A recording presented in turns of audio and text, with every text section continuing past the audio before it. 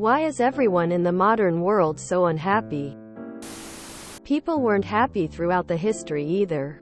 Life is hard and full of trouble for most.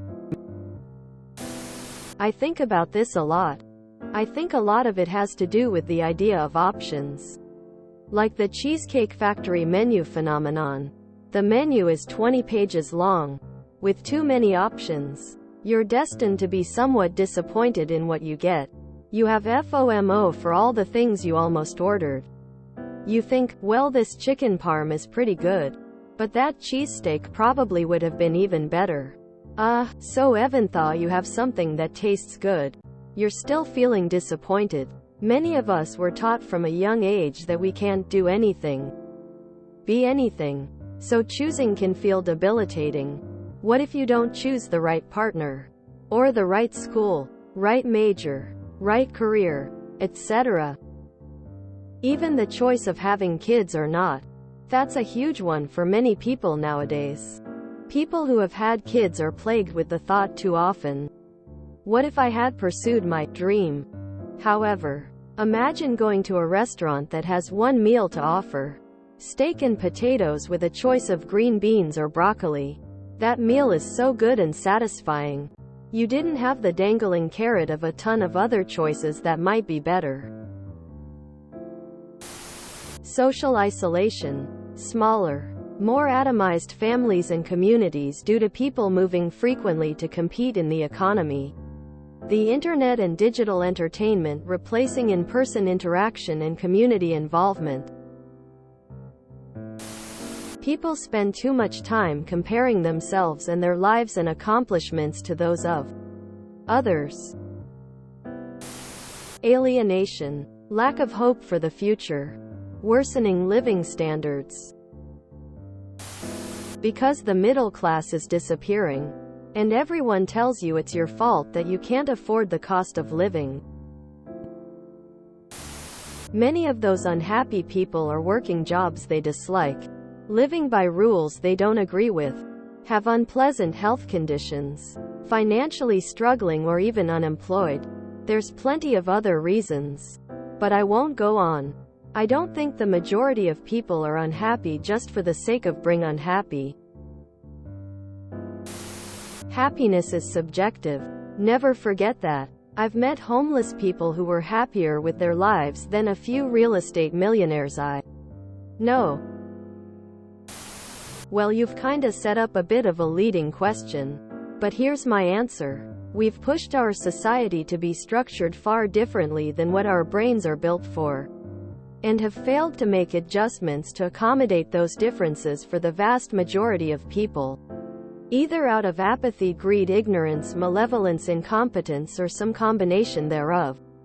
Society is fundamentally optimized to produce wealth for the wealthy at any cost, in a way that the wealthy believe is most optimal. Everything else is just about creating stability for that to happen. Making people happy isn't high on the list of priorities and is only pushed up that list by resistance to that system in order to raise the cost of neglect, or convincing the wealthy that it's in their best interests to do so. This generally holds true for most of human civilization past the invention of agriculture. But, crucially, not all of it. Today the way that manifests is an apathy towards the poorest of society, an erosion of stabilizing structures around work, commercialization of communities through social media, a deprioritization of social isolation and mental health in favor of a Protestant work ethic, Ponzi scheme urban planning which amplifies those feelings of isolation, a disregard of social safety nets in favor of short-term gains, and many, many more ways. However, despite all of this, that's not to say that we're doomed, and that we can't fight against this. Just as society has grown more efficient at extracting wealth, so too have social movements fighting against it grown more resilient. And the march of technology helps both the powerful and those who resist them. And there are even rare cases where their goals are aligned. And while the wealthy are the most powerful and the fundamental driving force of much of society, they are not the only power in the world. And nothing is a monolith. Yes, modern nation-states have a monopoly on violence far stronger than in any other point in history, and it has the power to control and surveil your life in greater ways. But those who wish to help the sick and the dying also have medicine far more effective than at any other point in history. Those who wish to feed the poor can grow crops so large the system needs to destroy some of them to maintain their value. Algorithmic engagement is a powerful force, but it's not one that can stop people from using the internet for organization on a scale hitherto unknown, and bring the marginalized out of the shadows and the closers and step out with pride and see each other and themselves for the first time. And growing awareness of mental health is something that ultimately benefits all parties. Healthy workers are more productive workers. Our society may not value happiness too highly. It also doesn't seek to stamp it out. It's merely collateral damage. We have the power to build protections from that damage, and to throw wrenches into the works like social safety nets which make life more bearable for us, and ultimately change the material conditions that keep us stuck like this and build something new on top of them.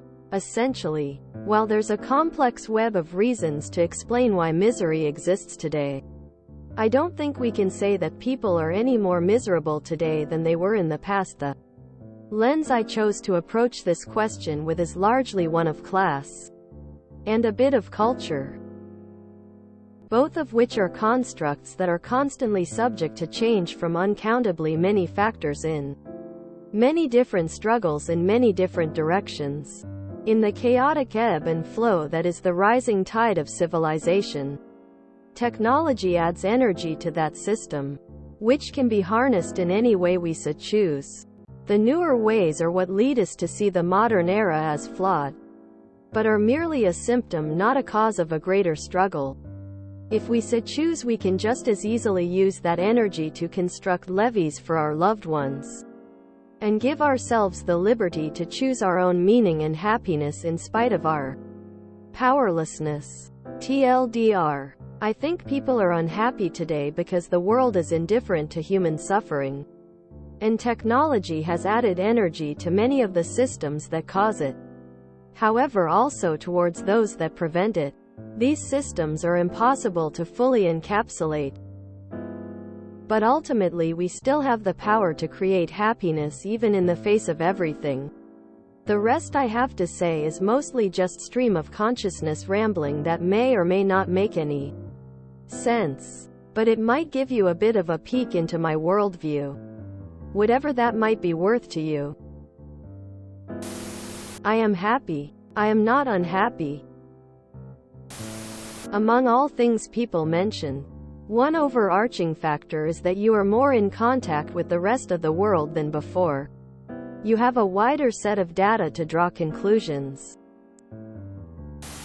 Disconnection and isolation likely. Being happy has never been a requirement of reproduction.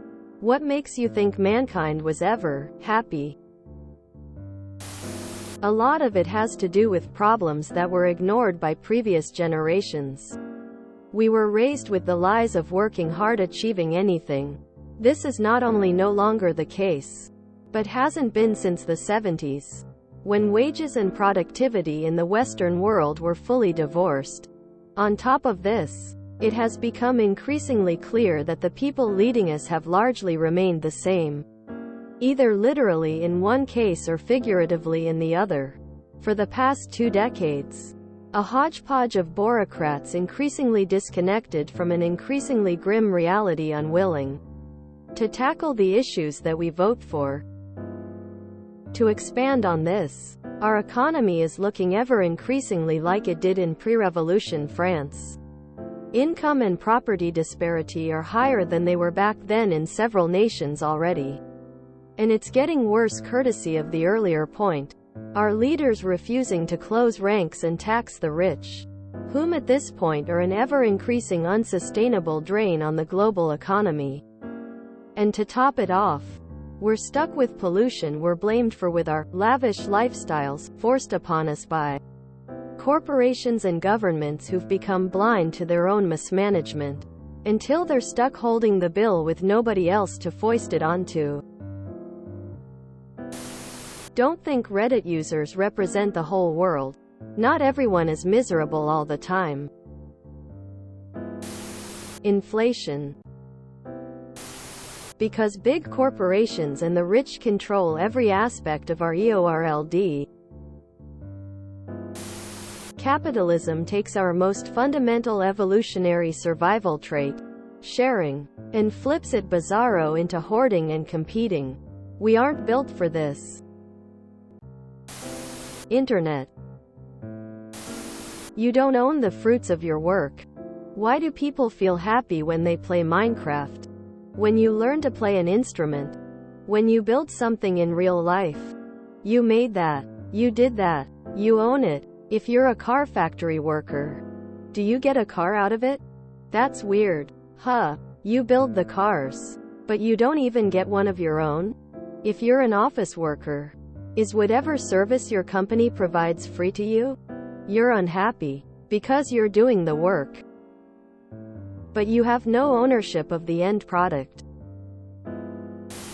If you enjoyed this video, please check out our playlists full of similar content. Epic Eracast is like doom scrolling for your ears. Please like, share, and subscribe.